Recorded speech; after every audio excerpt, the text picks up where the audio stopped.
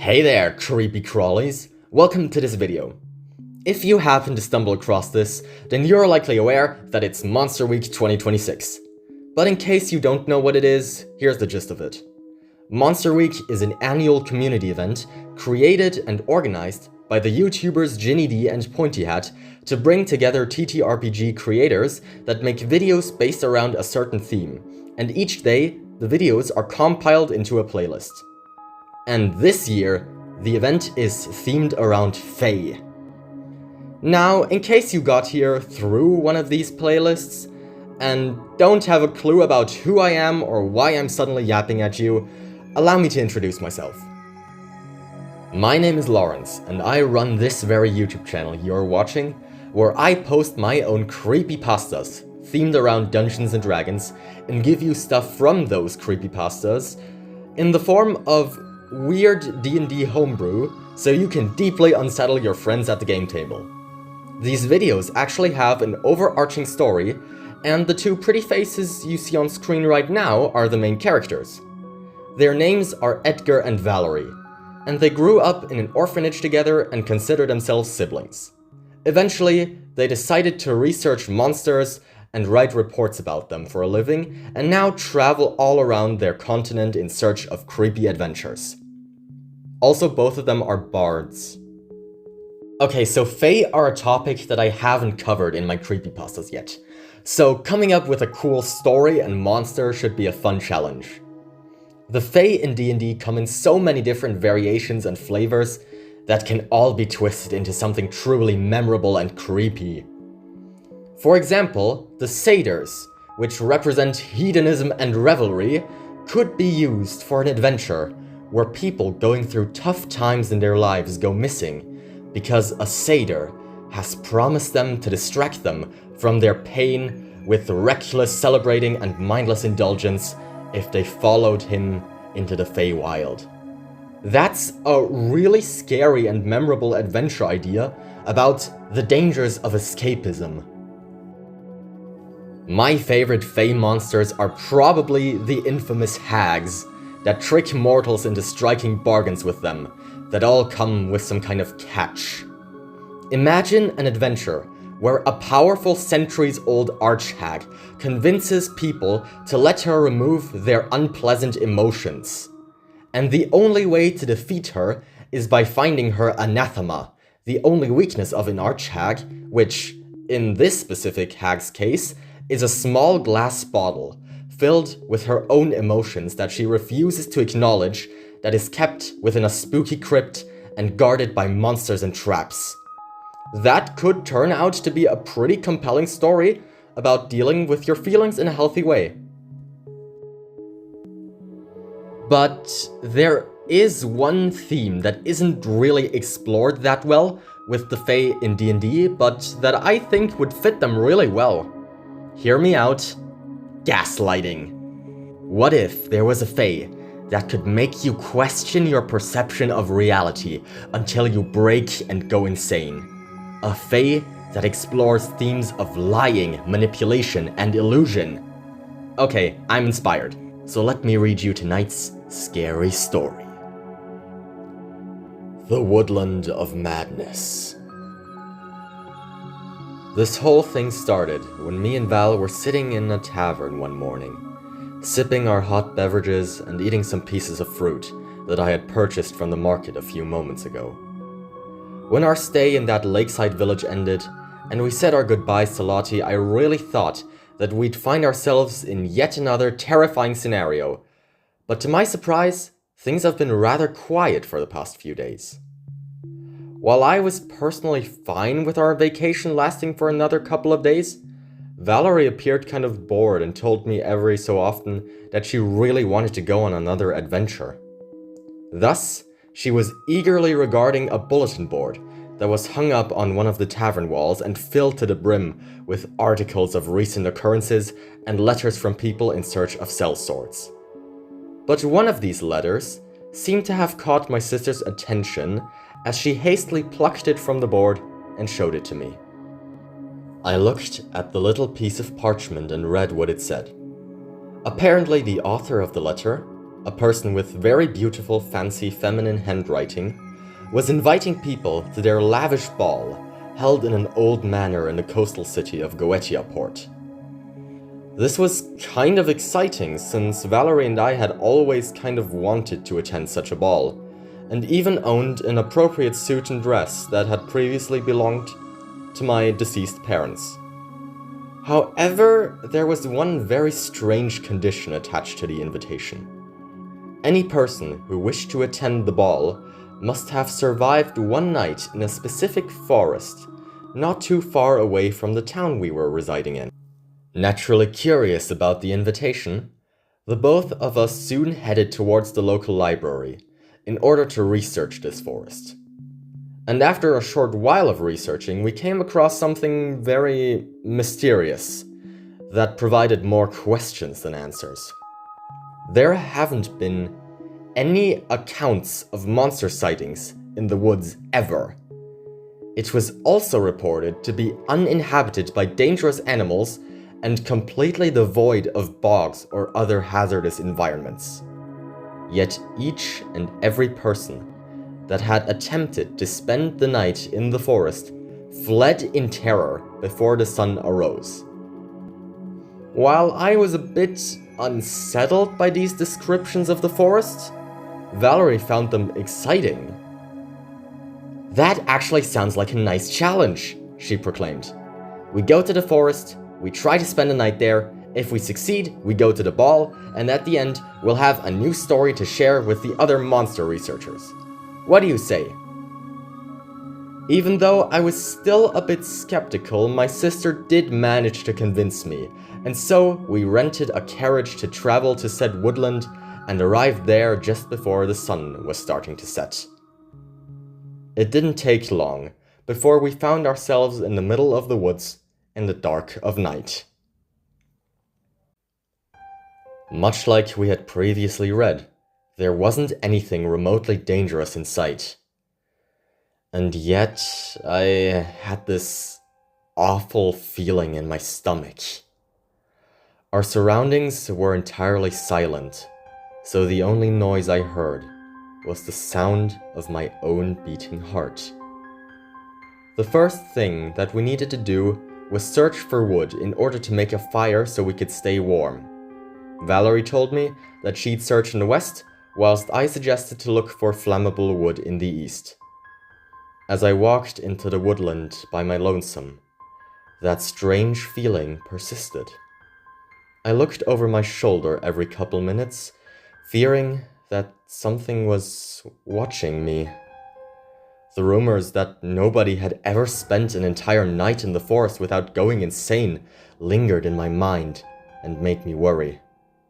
It had rained in this region the night before, so I had to wander quite far into the forest in order to find usable firewood, and during my long hike, the oppressive silence remained. Soon I realized that I had strayed away too far from Valerie, and I wasn't going to find any wood anyway, so I turned around to head back. But as I was turning around, the eerie silence was interrupted. An unnerving noise that sounded almost like someone was loudly chewing something moist and soft. It suddenly rang throughout the area, and perhaps it was the uncomfortably high volume of the sound, but upon hearing it, I became a little dizzy and my head started to ache. Then, the first noise was followed up by a weird buzzing that sounded like a humongous colony of insects flying in perfect unison. What freaked me out was that this second sound was getting increasingly loud, almost as if the thing that was producing it was approaching me. I wasted no time before bolting into a particularly dense area of the forest, where I was sure that I could hide. After cowering behind a tree, millions of thoughts began to race through my hurting head. What was the origin of these sounds? Was it a creature? If it was, why hadn't anybody ever discovered it? Was this the thing that drove all these people mad? Perhaps the forest itself was cursed, and anyone who entered it would be subjected to this. That last theory seemed very plausible to me at first. But it didn't take long before I saw something in the far distance. I cautiously walked towards it, and was mortified upon realizing that it was the fresh corpse of a young man. He looked like he was covered in frostbite from head to toe, and there were 5 small cracks in his forehead. Before I could process this horrible find, I heard the sound of sharp fingernails scratching against the tree bark, and not long after, a cacophony of awful-sounding noises that soon coalesced into a bone-chilling voice, screeching, "I can smell your adrenaline, Edgar." Naturally, I booked it in the direction opposite of where the voice came from. After what felt like ages of running, I came across a clearing, and the noises produced by whatever creature was lurking in this woodland suddenly ceased. I regarded my surroundings and found that everything felt kind of surreal. The sky had taken on a purplish coloration, and the trees surrounding the clearing were massive with gnarled branches. While walking forward, I accidentally stepped into one of many puddles of iridescent water encircled by strange color-shifting fireflies. Finally, I saw my sister Valerie standing in the middle of the clearing, with her back turned towards me. How come I hadn't noticed her until now? I was fairly certain that she had always been there. Even though part of me was relieved to see her again, something about all of this just felt very wrong to me. Val? I presume that you also didn't find any firewood? I nervously stuttered as I approached her. Then, she turned around and said, "Ed, where have you been? I was starting to worry about you." I sighed in relief because I was confident that this was actually my Valerie. Her soft smile and bright yellow eyes pulled me back to reality, and soon I forgot all about the body that I had discovered and the creature that had screeched my name. Yeah, I guess that I must have strayed a bit too far from the path, I muttered. I decided that it was safe to step a little closer to her, and was hastily proven wrong as she slipped a dagger into my arm. The shock and pain caused me to fall off my feet and onto the ground. Just then, I noticed that Valerie looked completely different now than when she entered the forest. She was wearing a large, sparkly white and pink gown with an intricate floral pattern, the same dress that she said she'd want to wear to the ball. Her pupils were practically non-existent, her eyes simply appearing like soulless white voids, and her mouth was twisted into an unnatural wide grin, with bleeding lips and gums that oozed some kind of yellow mucus. Sticks, leaves, and thorns were forcibly inserted into her hair, her neck, and her arms, and a swarm of flies was swirling around her. Suddenly, I witnessed as she began to levitate in the air and produced a spine-chilling cackle that made my ears ring. "You thought that you'd be able to stroll into my domain unpunished? I am the queen of the forest, and I shall decay your skin and feast on your blood." The creature resembling my sister screamed before flying towards me at an incredible speed. I yet again had no choice but to flee, and so I dashed through the horrifying woodland while the creature chased after me, nearly grabbing me at several occasions. The chase continued until my legs went numb and my heart was racing like never before as I mentally prepared myself for the fact that the creature would catch and likely kill me.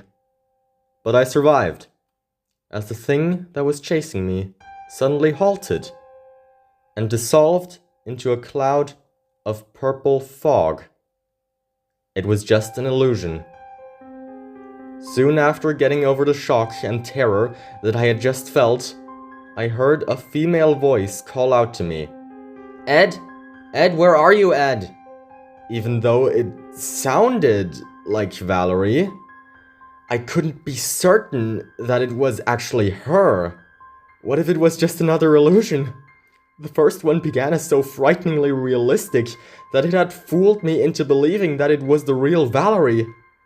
The only thing that I knew for sure is that nothing in this forest could be trusted. I couldn't even trust my own two eyes. "Oh my god, Ed, are you okay?" The person that may or may not have been Valorie shouted as she discovered that I had fallen to my knees and was coughing up a little blood. She looked just like my sister and sounded just like my sister, but I had been tricked by an illusion of her before. How do I know that you're really Valorie?"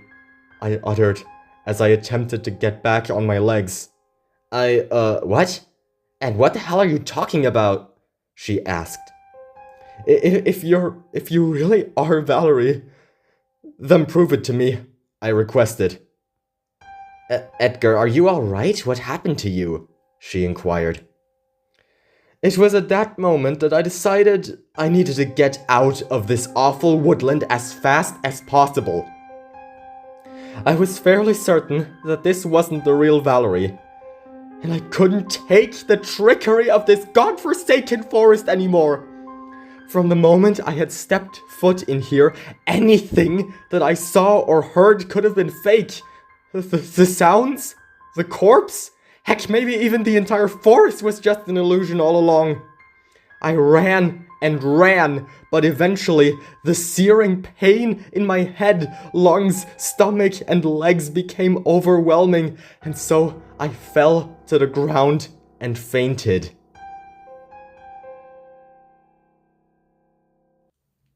When I woke up, I found myself laying in a hospital bed and saw that Valorie and a doctor were standing in front of it. "Looks like your brother's brain was influenced by an outside force. Tell me, was he subjected to any powerful magic in the past few days?" the doctor spoke. "Well, I don't know. We went into this forest together and decided to split up to collect some firewood. Eventually I found him shivering and coughing up blood and stuff. I don't know what could have happened," Valorie frantically explained. "Alright, I'll see what I can do to help him," the doctor promised. "Thank you so much, kind sir," my sister said before leaving my sight, and presumably also the hospital building. Soon afterwards, the doctor noticed that I had awoken. "Why, hello there, sleepyhead. Did you have nice dreams?" he addressed me. Something about this place felt strangely wrong to me, but I couldn't quite put my finger on what it was until my surroundings began to shift. The entire hospital began to dissolve into the same purple smoke as the illusionary Valorie earlier, and so I discovered that I wasn't in a hospital at all, but actually still in that damn forest. The appearance of the doctor also started to change into that of a pale, scraggly old woman wrapped in a dark cloak. I tried to let out a scream, but found that I had been magically muted. "Oh, Edgar, you poor fool. You really should be a little more trusting. The Valorie that found you in the forest after you ran from my illusion was actually the real one. Maybe if you hadn't also ran away from her, you'd have made it out alive. Now then, time to feed," the creature screeched as I felt an agonizing pain in my head. Real quickly, the next section contains spoilers as to what this monster is and how to defeat it. So if you're a Dungeons & Dragons player and you want to encounter this in your campaign, consider sharing this video with your DM. Alright, thank you.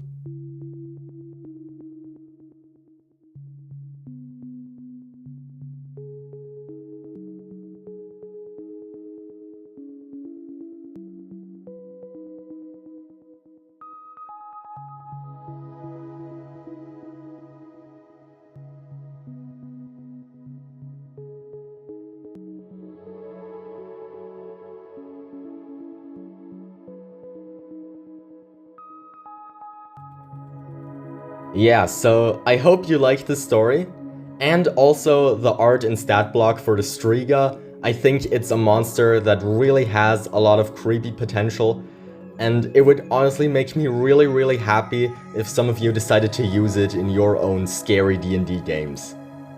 But if you're a player and thinking that the Striga is kind of cool, and you just wish that you could gaslight half as well as it, then boy oh boy do I have good news for you, because I made a new magic item so that all the non-dungeon masters in my audience can join in on the scary Fey hype.